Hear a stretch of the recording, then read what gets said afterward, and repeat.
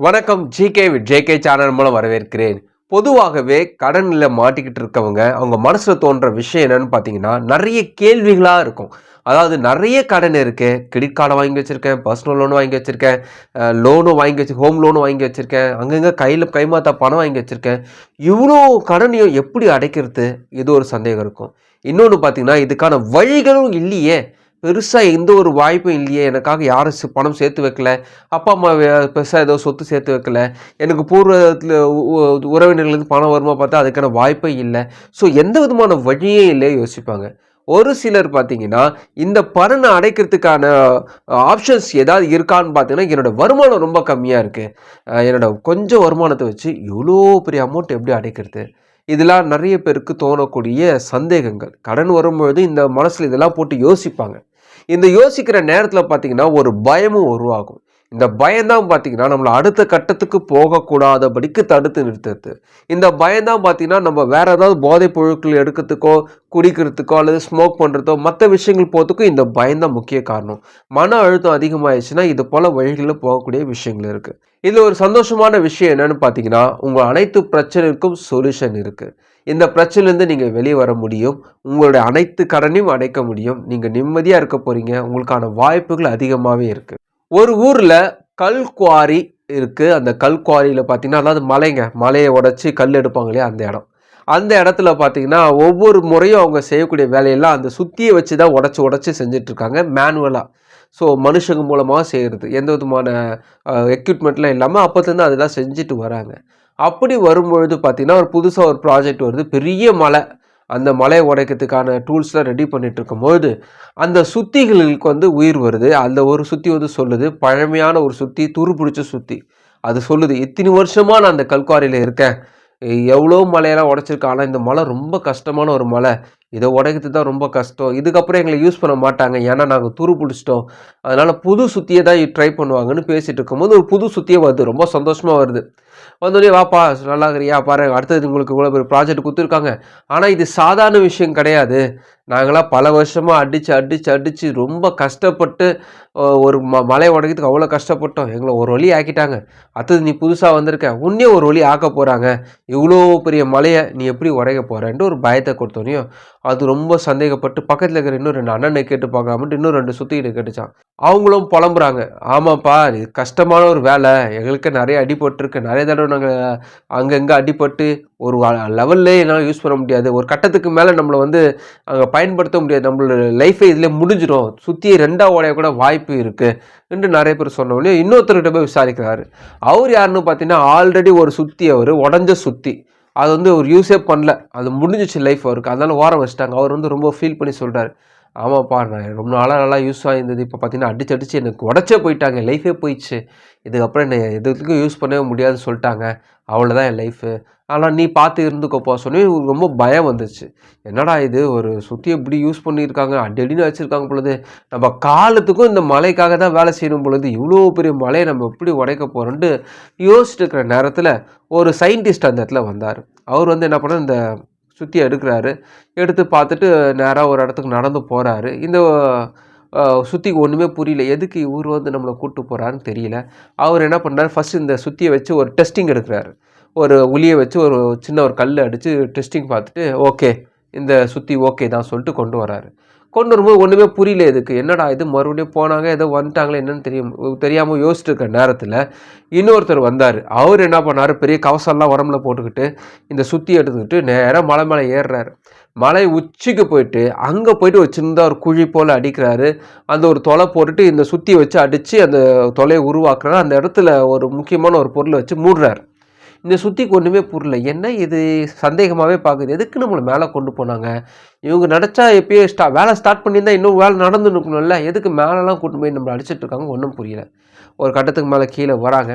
கீழ வந்தோனயும் இது ஒண்ணும் புரியல. என்னடா இது, போனோம், அதுக்குள்ள வந்துட்டோம். வேலைய இன்னும் ஸ்டார்ட்டே பண்ணலையேன்னு யோசிச்சுட்டு இருக்கும்போது, இவ்வளோ பெரிய மலைய நம்ம எப்படி உடைக்க போறாங்க?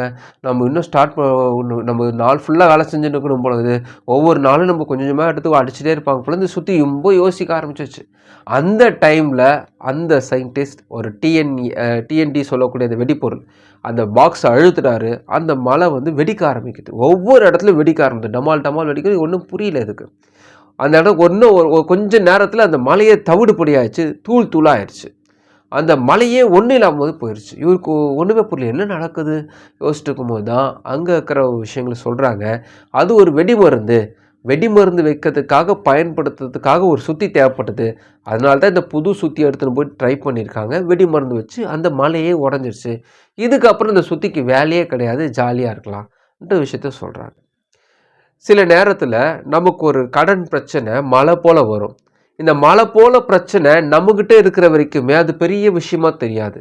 என்றைக்கு இன்னொருத்தவங்க கிட்ட போய் நம்ம டிஸ்கஸ் பண்ணுறோமோ, எனக்கு இவ்வளோ கடன் இருக்குங்க, இங்கங்கே வாங்கி வச்சுருக்கேன், இவ்வளோ வட்டியில் இருக்குதுன்னு எங்கேயா டிஸ்கஸ் பண்ண ஆரம்பித்தோம் பார்த்திங்கன்னா, அது சாதாரண கடனாக இருந்தால் கூட அவங்க சொல்லக்கூடிய பயம் பார்த்திங்கன்னா நம்மளை இன்னும் அதிகமாக கவலைப்பட வச்சிடும்.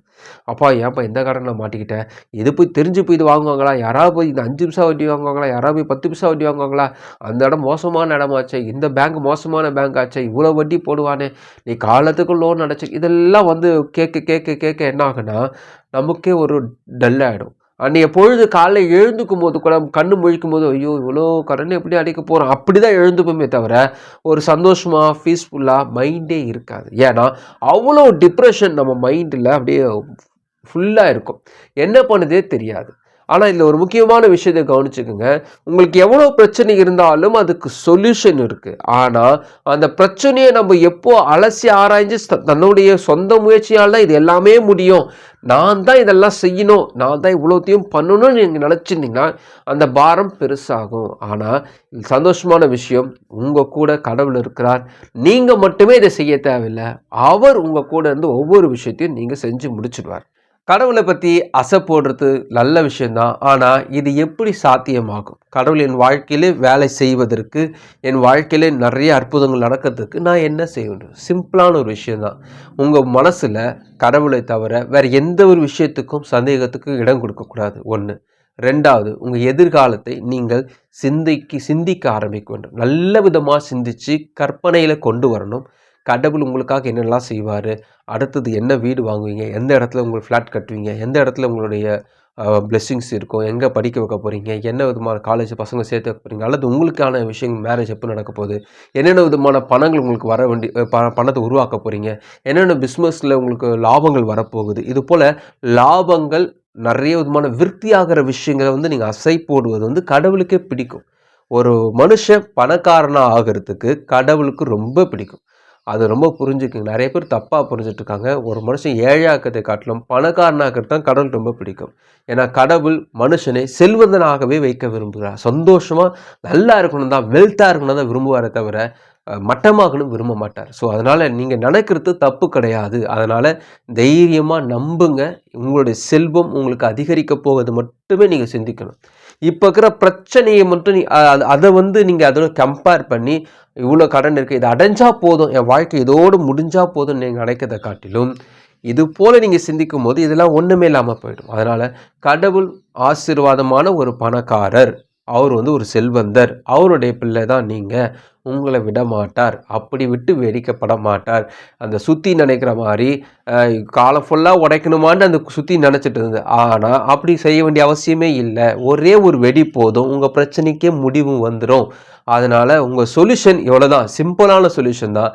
அது சிம்பிளாகவே உங்களை விட்டு போயிடும். உங்கள் கடன் எல்லாம் அடைஞ்சு போய்ட்டு நீங்கள் நம்பணும். சிம்பிளுங்க, சிம்பிளாக ஒன்றும் இல்லாமல் போய்டும். தைரியமாக இருங்க. இந்த தைரியம் தான் பார்த்திங்கன்னா உங்களுடைய வாழ்க்கையில் பெரிய விஷயங்களை கொண்டு வரும். அதனால் கடவுள் உங்கள் கூட பேசிகிட்டு இருக்கார். அதனால் தைரியமாக இருங்க, சோர்ந்து போகாதீங்க. உங்கள் வாழ்க்கையில் இனி நடக்க வேண்டிய அனைத்து விஷயங்களும் ரொம்ப ஆச்சரியமாக நன்மைகளாக நடக்கும், ஆசீர்வாதமாக இருக்கும், நிறைய இனிமையான விஷயங்கள் நடக்கும், நிறைய சந்தோஷமான விஷயங்கள் வாழ்க்கையில் நடக்க போகுது. நம்பிக்கையாக இருங்க, தைரியமாக இருங்க. கடவுள் உங்களுக்காக வேலை செய்து கொண்டிருக்கிறார். இந்த வீடியோ உங்களுக்கு பிரோஜனமாக நினைக்கிறேன். உங்கள் ஃப்ரெண்ட்ஸோட ஷேர் பண்ணுங்க. பிரோஜனமாக மறுபடியும் பார்க்கலாம். வணக்கம்.